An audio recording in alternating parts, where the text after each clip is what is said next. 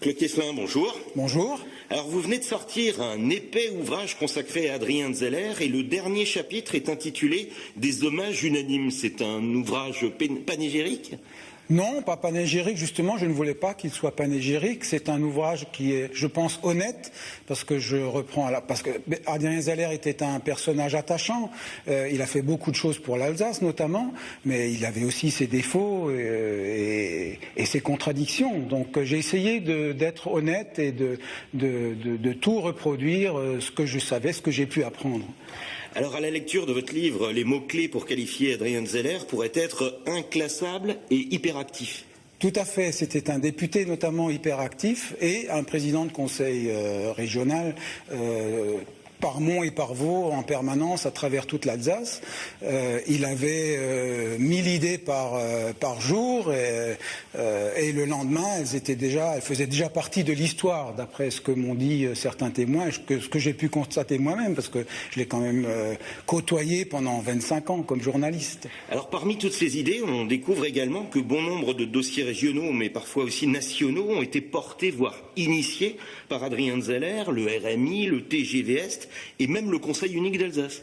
Le Conseil unique d'Alsace, c'était un peu moins évident parce que il n'était pas favorable au Conseil unique d'Alsace. C'était d'ailleurs une de ses différences avec Philippe Richert, parce qu'il considérait, lui, que le Conseil unique d'Alsace, c'était un peu une machine de guerre, comme disait Jean Valine, contre la région Alsace. Et lui, il pensait que c'est la région Alsace qui aurait dû récupérer le maximum de compétences et voir être chef de file avec les départements qui se réfèrent à la région Alsace pour un certain nombre de politiques. Alors justement, on peut quand même parler d'un autre trait de caractère qui est cet amour sincère et profond de l'Alsace. Il a tenu sa promesse d'abord de s'y consacrer à 100%. Oui. Et même quand il défendait l'Europe, c'est parce qu'il pensait que c'était une opportunité pour les Alsaciens.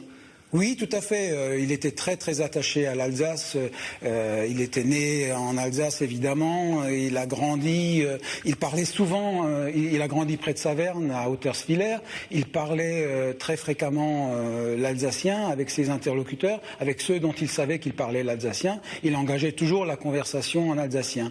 Et c'est vrai que vis-à-vis de ses collègues présidents de conseils régionaux, tous socialistes d'ailleurs, c'était un grand défenseur de l'Alsace et de ses spécificités, de sa culture et de son identité.